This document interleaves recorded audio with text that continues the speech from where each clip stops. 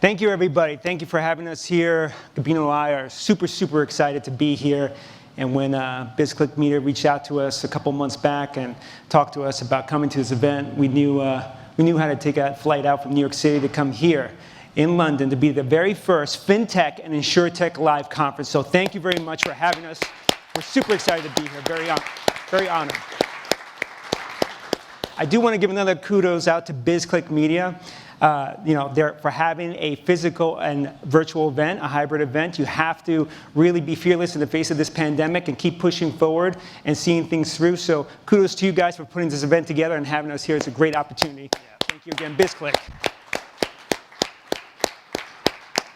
So yeah, a lot of news is happening this week within finance.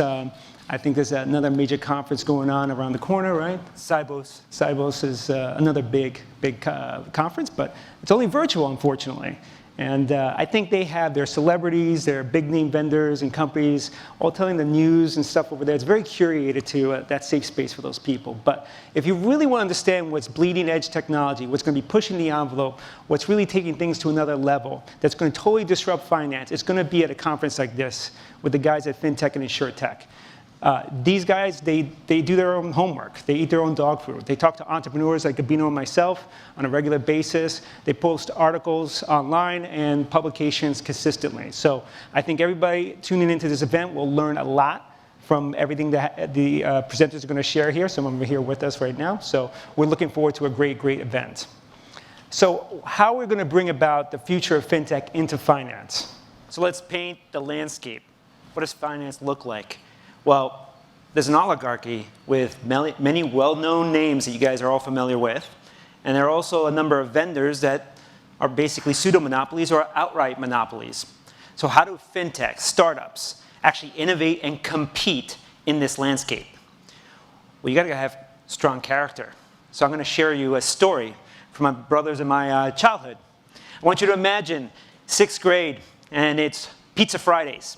And we got our big clunky lunch tray tables. The lunch lady's giving us our pizza slices. We're walking out into the big cafeteria auditorium. The entire school is having lunch, okay? And my brother and I like to sit across from each other, so we walked alongside our respective grade school, 6th grades class. There were about how many? 30, 40 kids. 30, 40 kids in our class. Steve's walking across from me. We sit down, respectively. We're getting our pizza slices ready to eat.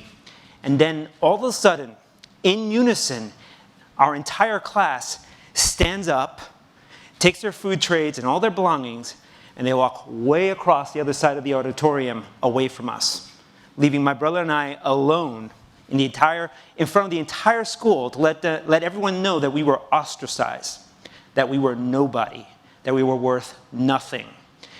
This story is not about victimhood. My brother and I have plenty revenge stories to talk about later. But what we're trying to share here to the entrepreneurs, to the startups, to the fintechs, is this is real life. Bullying is terrible, but you got to build strong character. When you go out there, you're going to have the experts telling you, your idea is worthless. It's going to amount to nothing. You can't do this. And you got to allow that tsunami of negativity hit you, wave over you, and dissipate, and you're still standing in that one space. You got to have the perseverance to play the long game. So what Sapphire had been evangelizing for some time now is we've been telling folks, you solve things in pre-trade before you start trading, and all of a sudden you can streamline and do these trading and post-trade activities much better, much more efficiently, much more cost-effective. Right, and so just to understand how Sapphire plays in the space of finance that we're doing, I'm going to relate a story that happened earlier this year. So I'm sure most of you heard of the Robinhood Gamestop fiasco that happened earlier this year, right? We've been trying to address that type of issue for quite some time, for almost 5 years. And in that situation, there was a great dichotomy, a great story. You have the evil hedge fund managers trying to short a stock of a struggling company with GameStop. Then you have the individual investors all rising up under the Reddit forum of Wall Street bets to stick it to the fat cats, right? The establishment. Then you have Vlad, who runs the CEO of Robinhood, what a name that is for a guy who's in a rock and a hard spot. And then you have fellow entrepreneur Dave Portnoy, right? He runs Barstool Sports. You might know him from doing all the pizza reviews around the United States. Pretty funny guy. He has his own ETF fund that he launched. He's an active investor. They're on TV debating what's actually happening, what's really going on Bloomberg, Fox Business, CNBC. But in that whole spectrum, people weren't clear what was really going wrong. There's a lot of speculation, but not a complete understanding. And so I like to quote a good friend of ours that we just recently got in touch with again, Virginie O'Shea, of the CEO of Firebrand Research. Yeah, you guys should definitely follow her if you're not on LinkedIn, Firebrand Research. LinkedIn and Twitter, she puts out good content on there. She talked, I put a meme actually last week that said that in trading, things move at the speed of a bullet train. But in post-trade, where all the settlements are happening, where all the debits and credits are occurring, where the actual shares of these stocks are, happens at the speed of a steamboat. Super, super slow, right? So you have high-frequency trading occurring, but you don't really know where all the debits and credits are supposed to happen, how many shares of this stock actually exist, and are you actually shorting more stocks than actually exist in that inventory? And that's a major issue. Yeah, so to elaborate, everyone knows basically, you buy more stocks, pushes the price up. You sell more stocks of the same kind, pushes the price down. And also for some context, the industry, regulators say you have about 48 hours after a trade is done to settle the accounts, meaning to debit and credit accounts, right? So they call it T+2. That might be a term you'll hear. And now the industry, after this Gamestop issue, is going to T+1, so meaning 24 hours after the trade, they're going to try to settle it. But we're going to tell you it can be done in real time. Now, to kind of understand what's happened with the Gamestop issue, there's something called securities lending.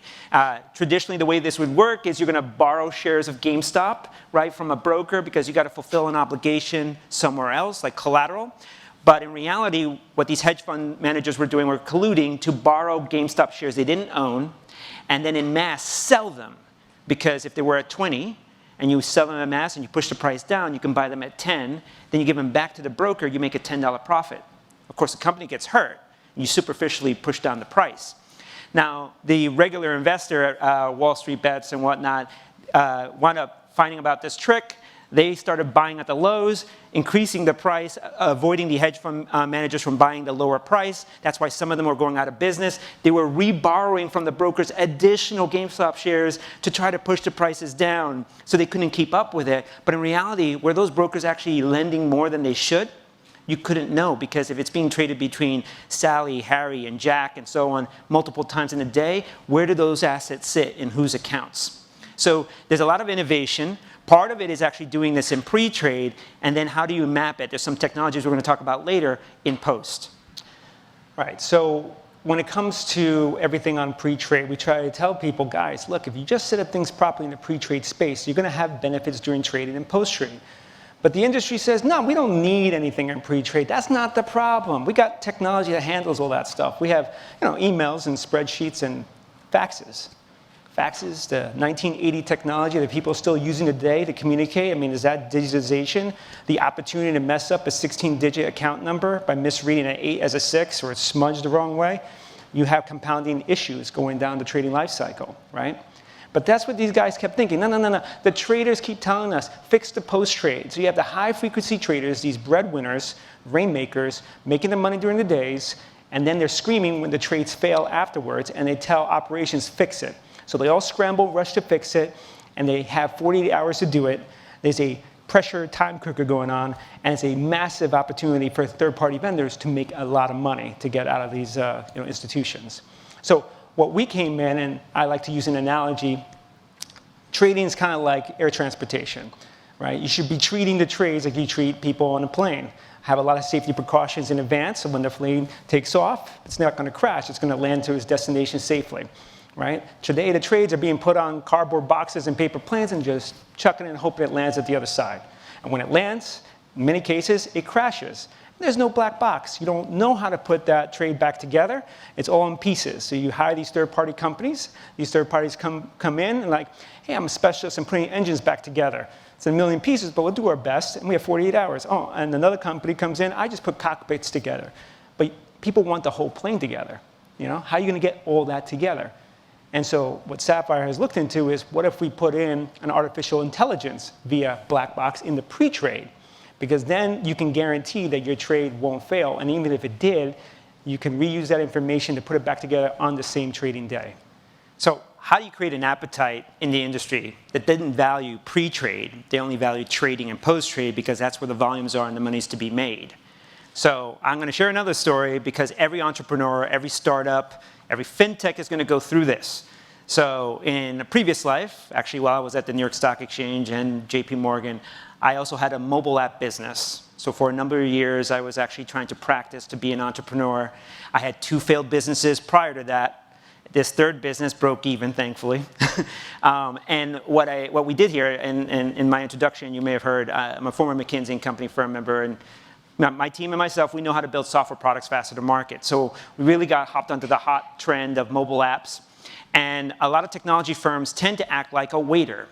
Okay, you want your eggs sunny side up, you want your steak medium well, or you're being a doctor just reacting to the symptoms, but not really listening or trying to find out the root cause.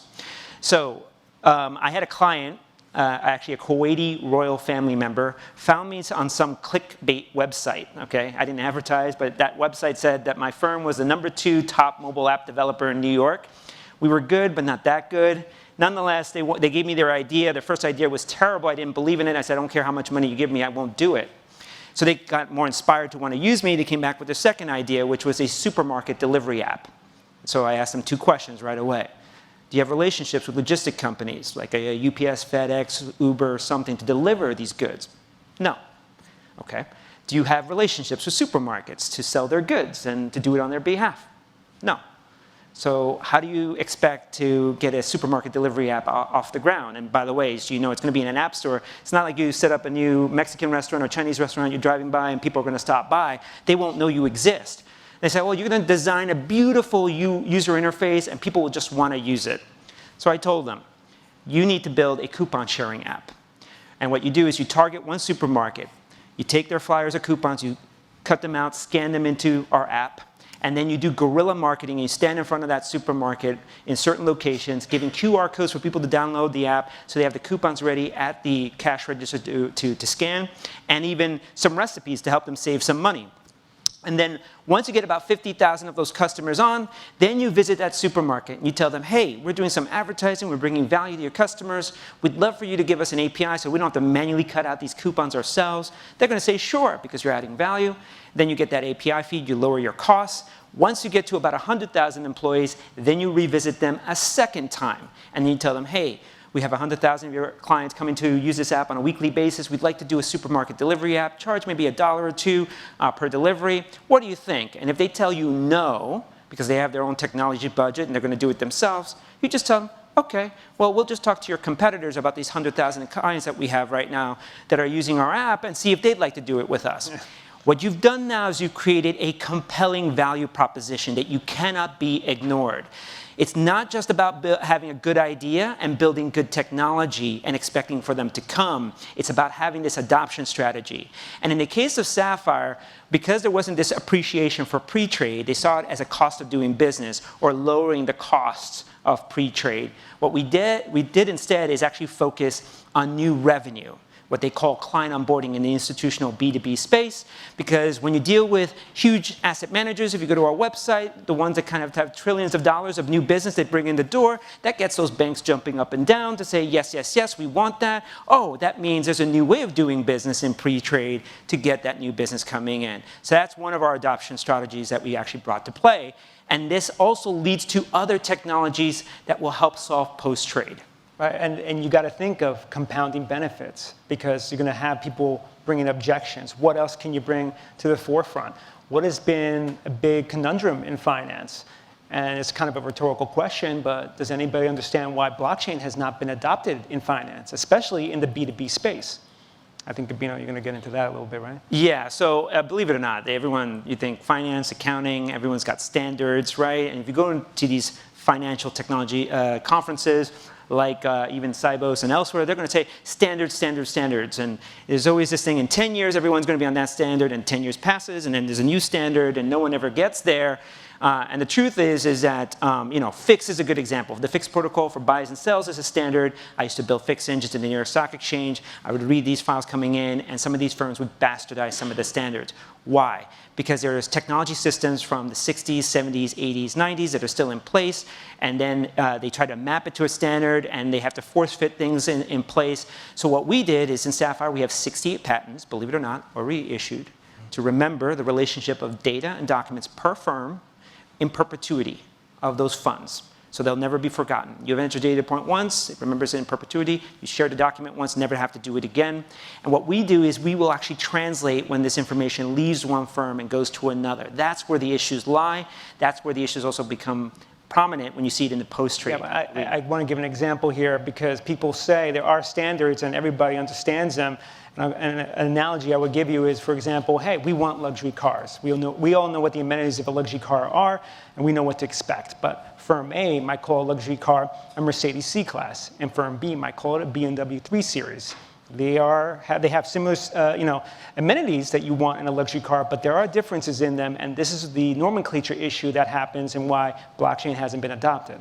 So we've been addressing that, and you're going to go further into that, right? Yeah, so the piece here is also you can't do everything, and as fintechs or startups, you want to look at a collaborative work environment. One of the things these firms actually worry about is you buy a technology product and then you're married to them. Okay? What if my counterparty or client isn't on that same platform? And as I mentioned earlier, there are a lot of pseudo-monopolies that trap you in their fiefdoms, right?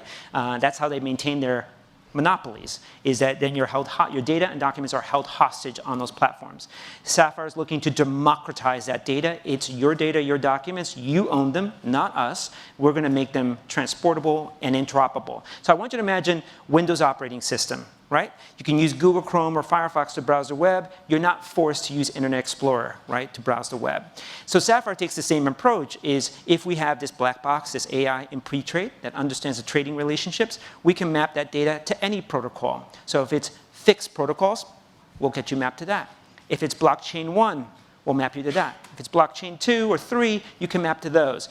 This is one of the reasons why firms haven't adopted blockchain, is because they're worried that my customers aren't on there or my counterparties. But now if you have optionality and the cost for getting onboarded and ramping on has been lowered, now that becomes ripe for adaptation and adoption.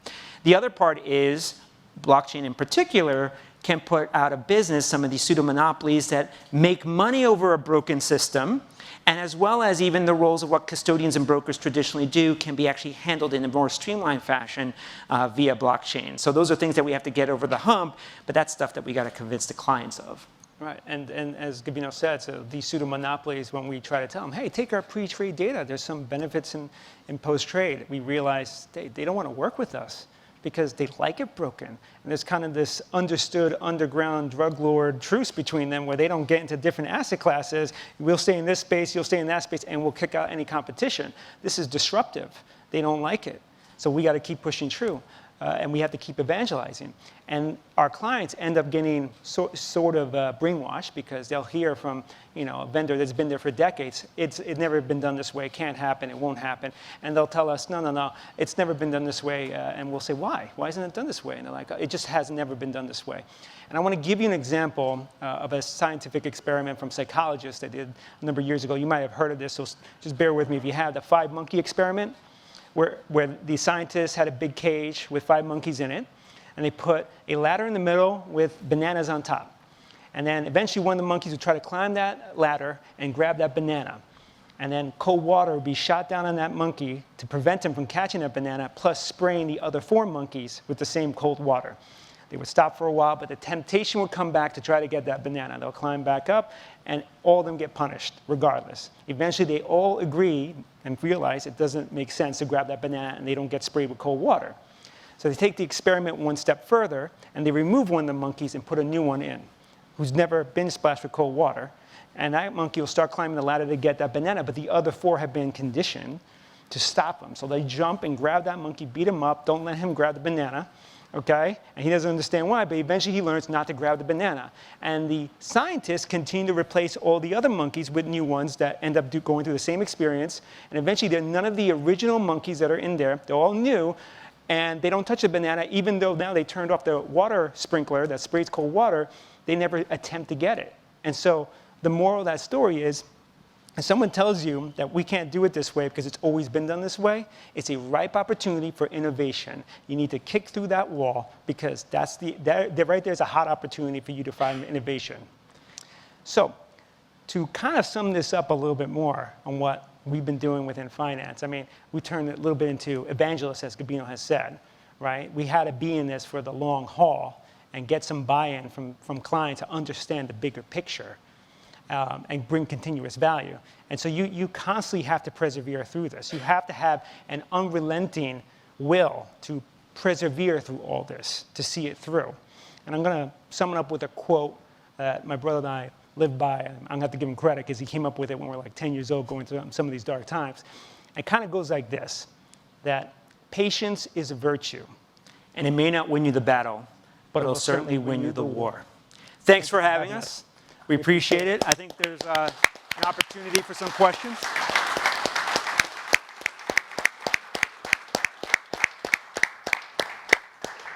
Okay, thank you guys. A great way to start the first day here. Now, if anyone has any questions, if you want to put your hand up and we'll get a microphone out to you.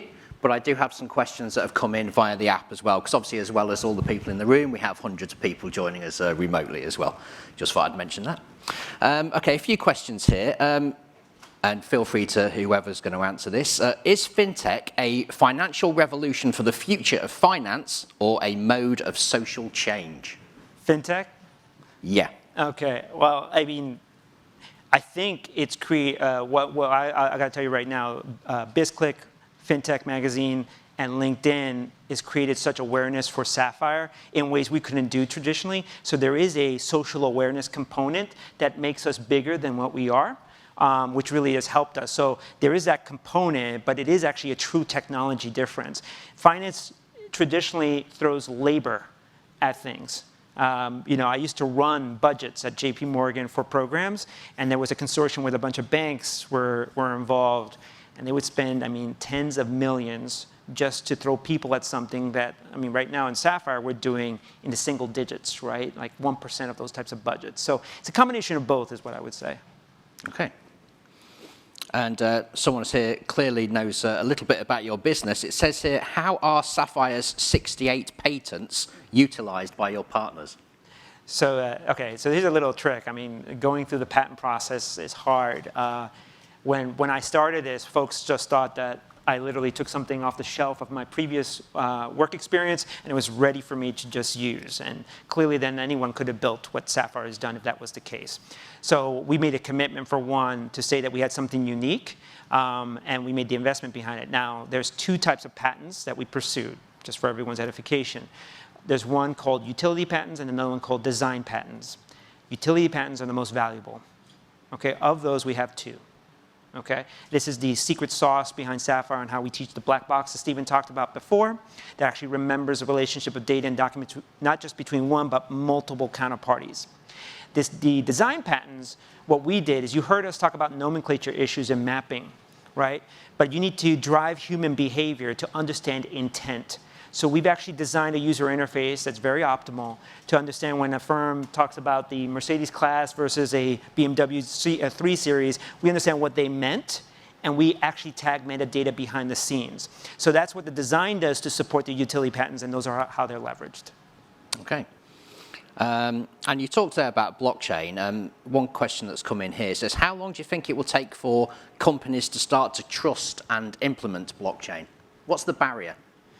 Well, we talked about the barrier. It's really the nomenclature. And several companies have approached us and talked about using our foundation to layer their blockchain on there. The AI is the barrier in our case on the B2B side, but once we replicate it, it can go on to the B2C side as well. So the intent is there to move forward. The technology is real. It's just now to get firms to actually practice it. So we're close to getting to there. I would say in our case, maybe another year. No, it's going to be 5 years. Longer. I'm a little ambitious. Sorry, guys. Because the firms are hard. Here's what you're faced against, right? Not just the nomenclature issue we talked about and mapping. That just makes it easy. But all the big banks, you heard of Ethereum, I'm sure people follow blockchain, but Bank of America and JP Morgan, it's just two examples, came up with their own. Why? because they want some control in ensuring that they have a life after blockchain starts. I mentioned earlier that if you can understand how blockchain automatically debits and credits accounts, then why do you need a broker? You can actually trade directly with the end counterparties without them. You don't necessarily need them. The custodians in this industry that are doing the debit and credits too are using Swift codes and whatnot, but blockchain can automate all that as well. So this is where it's a dichotomy between the vendors being afraid about being obsolete and also the major players actually relinquishing that control and allowing that to happen. How it's going to change is you go to the guys who are actually bringing the new revenue in and telling them how this is true. And I think what we're doing is providing an on-ramp to all those technologies, as you heard before, were being interoperable so that we can get there faster. Okay, are there any questions from the floor before I take any more from it? Yes, could we get a microphone down here, please? If you could just start by stating your name and where you're from, please. Thank you. Thomas Oliver from Infostat. I just had a question about pre-trade. Obviously, traders don't want to give any information about what they're about to do, and banks typically put in place agreements, master agreements for derivatives trading ahead of with their counterparties. So what kind of steps in pre-trade are you thinking could be done to facilitate trades without giving any information about your choice or decision to actually trade? Yeah, it's a good question. So some of the big names that we have proprietary agreements, right, on how they set that up. Well, for one, the regulators, you need to have those agreements in place no matter what. So that, at a bare minimum, what's required for the regulators, that needs to be exposed to the counterparties. What we're doing is we have explicit permissioning inside of Sapphire in the setups. So what Thomas was asking here, guys, is there's a legal component, right, setting up legal agreements like an ISDA for derivatives trading. There's the operational folks that are setting up accounts at the broker-dealer and custodian for an asset manager or hedge fund. And then there's your risk and compliance people that kind of making sure that we know our customers. And so what Sapphire is actually doing is, and just you, Thomas, so you know my experience, people think pre-trade, they think it's just KYC or anti-money laundering, know your customer. It's all those things together. And so we actually bring those to bear. So I'll give you one very clear example that Sapphire does and is ISDAs. When COVID hit, all the funds dropped in their value. Inside these ISDAs, right, you can have Tom, you can have Steven, these hot portfolio managers at these asset management firms or hedge funds trading. But if the value, the net asset value, the NAV of a fund drops 10%, 20% in a given month or 30-day period, you're not supposed to trade. That's actually a term inside the ISDA agreement. But because there are hundreds of agreements, and people are managing this on spreadsheets, and when an event like COVID hits and you can't trace it, you don't even know that you're not even supposed to be trading. So in Sapphire, what we actually do is we are able to extrapolate those data points out of the ISDA. We actually map it to the relationship of the counterparties. And every day, because we work with the custodians and the middle office and fund accountants, when the net asset values get uploaded, Sapphire actually checks every single ISDA umbrella agreement for every single fund, for every single NAV, monthly NAV, 3-month NAV, 12-month NAV, NAV floor test, and we can tell you in real time on that day whether you should be trading or not. So this is where then those traders for the trading opportunity, whether they can actually go ahead and execute and they're going to be compliant, they'll know it in real time, as opposed to what happens now is that they already did the trade, they've been non-compliant, they have to unwind it. There's a whole bunch of issues in that case. Hopefully that answers your question. Sounded comprehensive to me. Any more from the floor? Yes, at the front, please, Tilly. Hopefully a non-complicated question for me. Hi, Elizabeth Evans. I'm here for myself, actually. What would you say of your customers? What do you think that the biggest challenges are for your customers in implementing Sapphire successfully?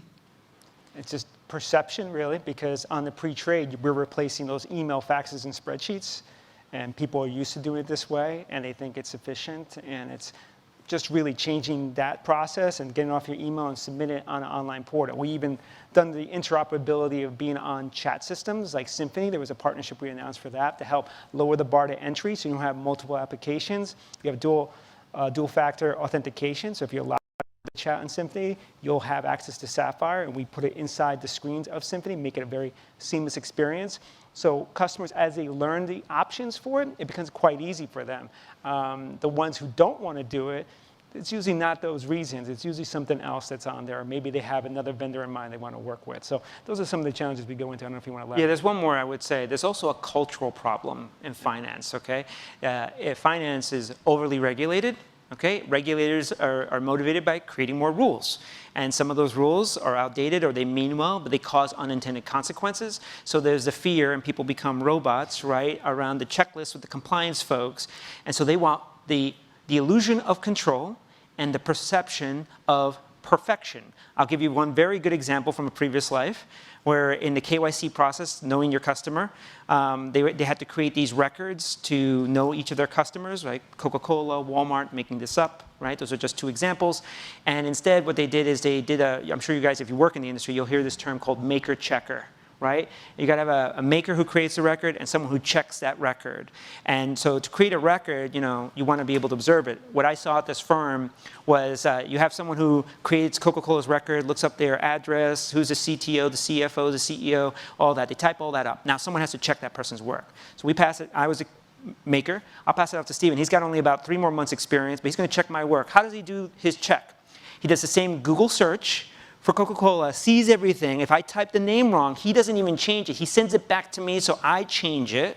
Then I have to submit it back to him. And his motivation is to say, he finds anything wrong, that's how he proves his value. Okay, he doesn't even change that record. After we've done that, it gets passed to another maker-checker pair for the next section of Coca-Cola. What you've done in that example is created human robots to create data entry. But KYC is know your customer. That's what KYC stands for. What you want, and what I was able to prove is within 20 minutes, you can create a record between a maker-checker pair, and then you can connect the dots. And when you see the treasurer is somebody who's a Brazilian politician who's compromised with a drug lord and whatnot, and you shouldn't be taking money from this firm, even though he might have links to Coca-Cola, that's the context you want from a KYC. But what the regulators and the perception of control, or the illusion of control, and the perception of perfection causes firms to say, hey, we want a perfect record, and it's better to have the context than that. So those are just some of the other examples. Okay, we've got time for one more question. Are there any from the floor? I feel like an auctioneer today. Right, none from the floor. Okay, so one final one, if you can be slightly brief on this one. Your thoughts on the collaboration between big banks and fintech startups? Here, go ahead. Yeah. So this has been quite an experience. We have great partners in the industry, but the banks. You need to work with the banks, but they also want control. That's just the truth. And you have to have conviction in this. So if we wanted the easy way out, we could have sold this company a long time ago. We've been offered that. We also could have surrendered control of the company to the banks. But the truth is, the banks by themselves can't, because the folks that are in it can't see outside of those firms. And if you heard about the nomenclature issues and whatnot, I have to say my eyes got wide open when I stepped outside of the banks. I started seeing things across. So you definitely need their cooperation and partnership. It cannot be done without them. But I think you need to hold true to your vision and carry through the vision. Otherwise, it won't get fulfilled. Okay, we're going to have to leave it there. But everybody, please say a big round of applause, please, for Gabino and Steven. Thanks so much. Thanks, guys. Thank you. Thank you.